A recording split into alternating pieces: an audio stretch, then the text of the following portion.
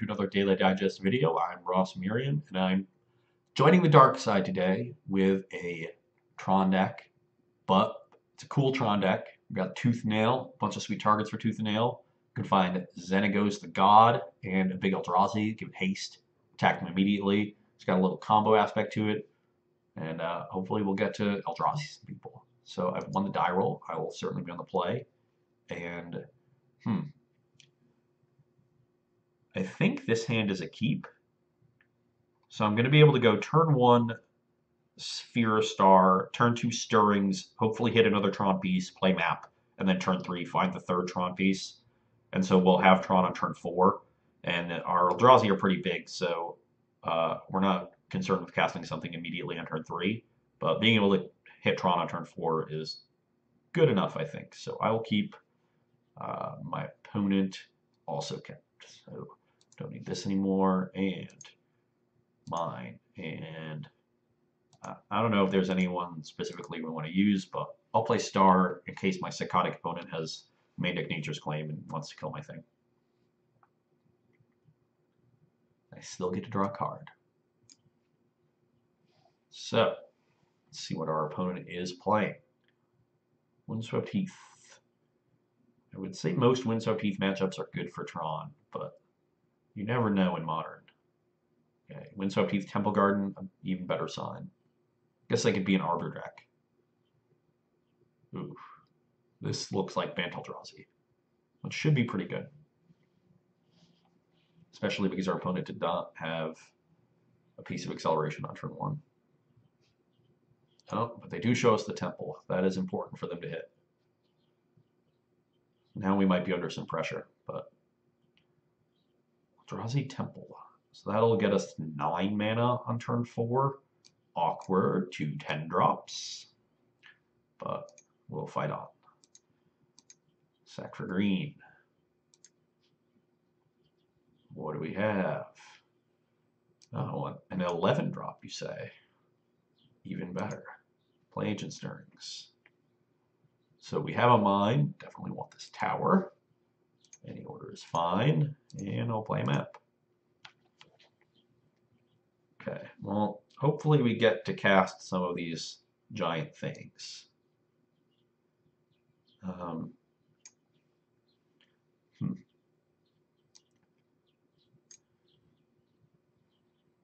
Displacer here. Yep. Okay. Well, hopefully it's not like Thought Knot into Reality Smasher. Anything else, and we should be okay. Yeah, I'm just gonna continue. Now we have mine and tower, need power plant. So now this is 2. We could crack one of these. That's probably best. No, actually, yeah, so I'd rather put them both into play. So if we draw Tooth and Nail, we have 2 sources of colored mana. I can make 2 green and just cast Tooth and Nail to put 2 creatures into play. Likely putting in Kozilek and Ulamog, so even through 1 path, we can annihilate them. Yeah, I'm just going to cast both of them.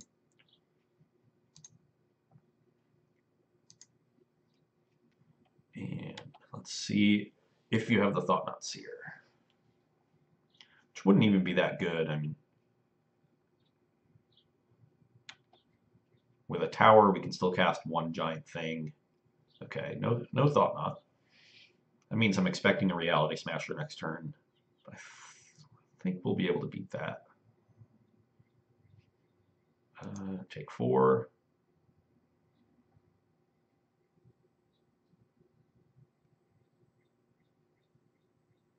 Sky Spawner? Yep. Okay. I accept. Mountain. Interesting. I'm definitely going to try to hit Tooth and Nail here. So let's pop for green. I'll use a colorless. And Chromatic Sphere. Well, let's pop this for green too. Chromatic Star.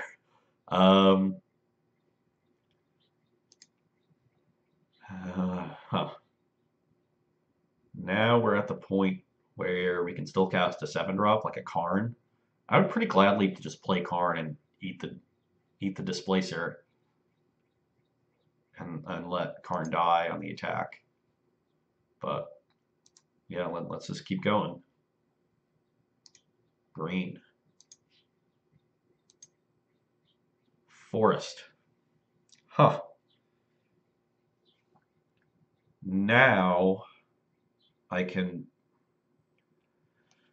so now if I use up this star I cannot cast Tooth and Nail. But I guess next turn I still can cast one of these Kozileks, no matter what my opponent does.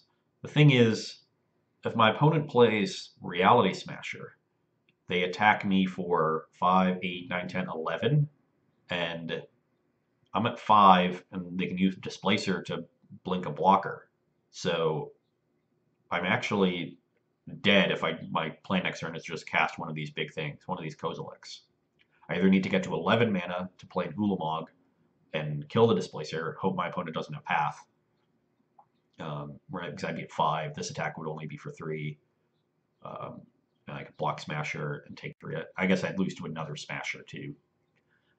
Or find maybe Tooth and Nail, make 2 things. Even they should have 6 mana to double activate, so even 2 things wouldn't be good enough.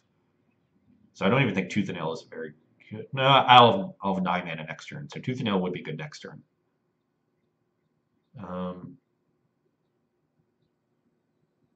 But I think I need to dig for something. Kozilek's return would actually be great too. I'll just use green, it doesn't really matter. I guess we'll attack for red now. Draw a card. Expedition Map. So that lets us at least get another Tron land into play. So we'll play the map. And so we find Tower now, play it, then we have 10 mana. I don't think that benefits us at all. Our opponent maybe could have like a main deck Ghost Quarter, but I don't think we could beat that ever. Like I would play Eldrazi Temple, he Ghost Quarters a tower, Ghost Quarters any Tron piece, I find a replacement for the map, and I still only have 9 mana towards a big thing. I guess at that point I can still find Ugin. And no, because these things are all colorless, so Ugin isn't good. Yeah, I guess I'll just play the Temple and see what he does. Maybe the Temple will make him think I'm Eldrazi Tron. I don't know what that gets us. But we can now at least cast Ulamog. So our opponent has to have Reality Smasher plus Path or another Reality Smasher to kill us. I'm certainly expecting the first Smasher. Thought Knot here would also be bad for us. But maybe not that bad, because we'd get 2 turns.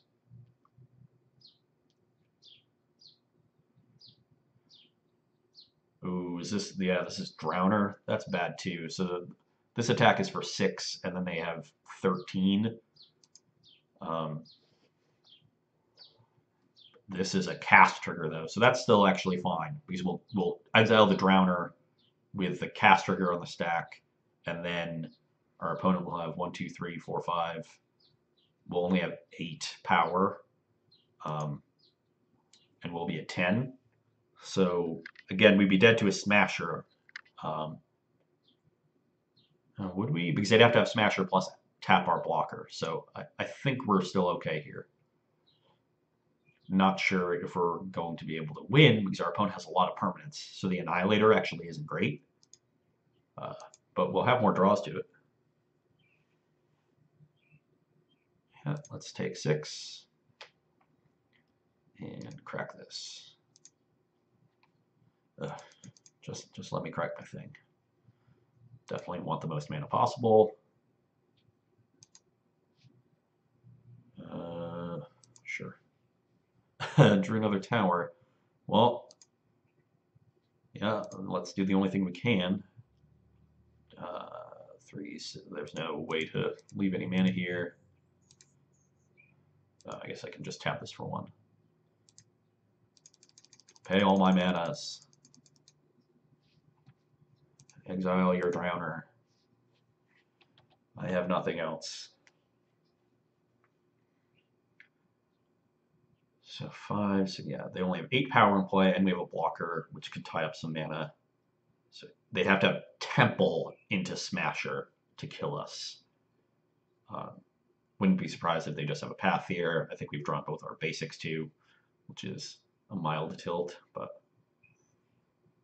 Path would put us in rough shape.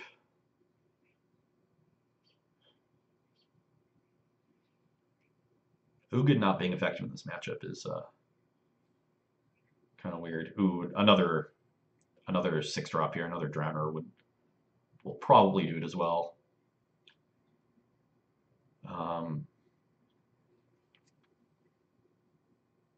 Yeah. It's going to tap down our Ulamog twice, and I don't see what else we can draw.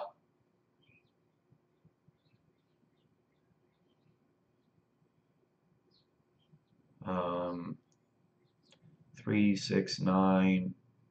Yeah, even if we draw Emrakul, which we could cast this turn, our opponent can just tap it down a bunch with Drowner. Can we draw Emrakul into Karn? So we have 3, 6, we have 15. Already did that math. And so we can only cast one of these spells, presumably. Huh.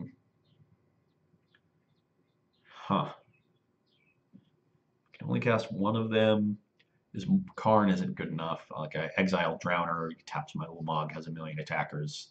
So Karn is definitely not good enough. So I think what we have to do is just cast Kozilek and see what we draw. Tap this for 2. No reason to play our land first. Our opponent is wondering why we have these weird Eldrazi in our deck. Unfortunately, with Tron, 10 is a lot more than 7. And Sundering Titan is not going to be good enough. Okay, well, that is it for game 1. Going to need to find Kozilek's returns early in this matchup so we can flash them back when we cast our big Eldrazi. I definitely want to bring in the 4th K return. None of these cards are good. Is Fire Spout good? It can definitely kill their early things. And Ugin is actually pretty bad. It doesn't... So I think we have to bring out Ugin. In which case, bringing in some Fire Spouts makes sense. Once we bring out Ugin, I don't really want to cut any more big threats. And I definitely don't want to cut any of the low end. I'm fine with only having 2 of the 3 Fire Spouts. I don't want to really draw too many of these effects, but the first 1 or 2 are going to be good. So definitely key in this matchup to have that, or have the really early card, the normal Tron draw. Potentially you should have Oblivion Stones in the sideboard for this matchup, but playing first again, and this is a hand. I think it's definitely a keep. The question is what we map for, because we don't have any colored mana. I kind of want to map just to get a colored source and then use Scrying to get another Tron piece. But I guess we have a draw step before we 100% have to decide. So let's play our map. Opponent is also kept. So we need this. And we'll see how fast their start is this game. They have a 1-drop. Okay, another Stirrings. Still better to see the Stirrings than to see a Noble Hierarch or Birds of Paradise. And they find a Cavern good. So hopefully they don't have either pieces of acceleration, either a creature or a temple. Sanctum of Ugin.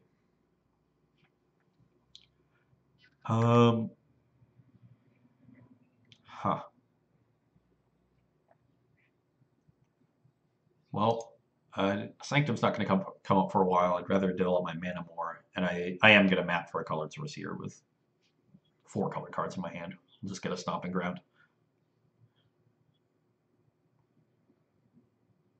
Let's see what my opponent has here. Again, yeah, no temple either, so that's great. They were keeping a hand, hoping to stirrings into acceleration, so they're going to be a bit slow here. That is perfect for us. I will, yep, find a stomping ground. Another Kozilek's return. Well, this could get awkward if my opponent has a bunch of displacers instead of sky spawners. But what are you going to do? I definitely want the K returns to get them in my graveyard.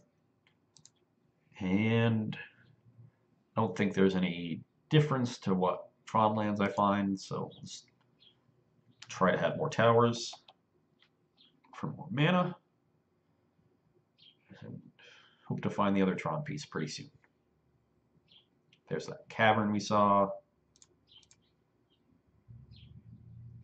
So that is a colorless source for Matter Reshaper, Thought-Knot Seer, Reality Smasher. Oh, there's a Matter Reshaper. Okay. Huh. Do I stirrings here instead of potentially casting K return? I think I do.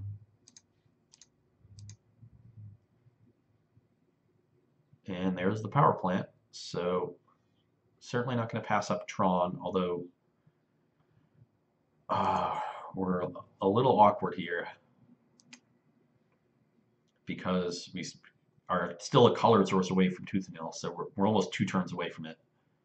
Although if I draw, no, I'm going to be up to 9 mana next turn, so even if I draw a star or a sphere, that essentially costs me 1, so I can't cast this Tooth and Nail with Entwine.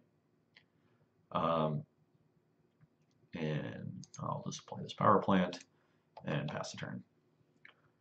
Would have really liked to Prophetic Prism this game. There's a temple. Is this a Reality Smasher? Yeah, feels like it.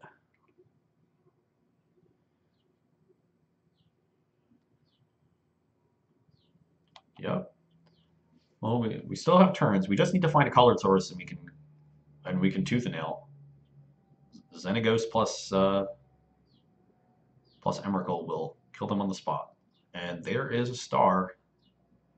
So I will play this, play the star, and awkwardly pass to my opponent.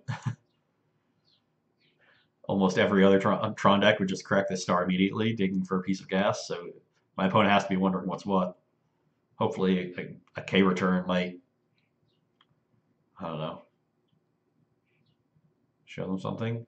Another Reality Smasher, I'd be very happy. Oh, no, I wouldn't be happy. No! It was 8. For some reason, I thought this was only going to do me 2. Oh, no.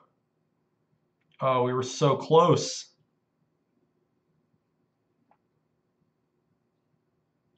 Because I shocked myself with this stomping ground. Even if it was a Grove of the Burn Willows, like a lot of Tron decks have, I would have won this game. But it is a stomping ground instead, and even if it were Karplusan Forest, I would have some draws to try to find oh no, I wouldn't, because I'd have to take a point to. I'd be at 9. I'd be at 11 instead, and I'd have to take a point to K return.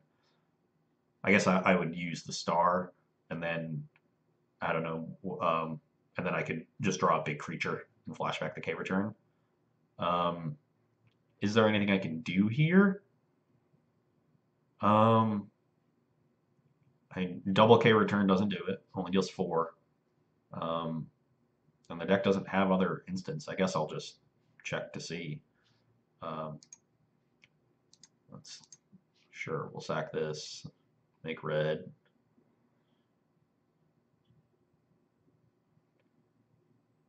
Let's draw a card. Yeah, just a mine. Yeah, we are dead. Oh, let's just cast this K return for funsies.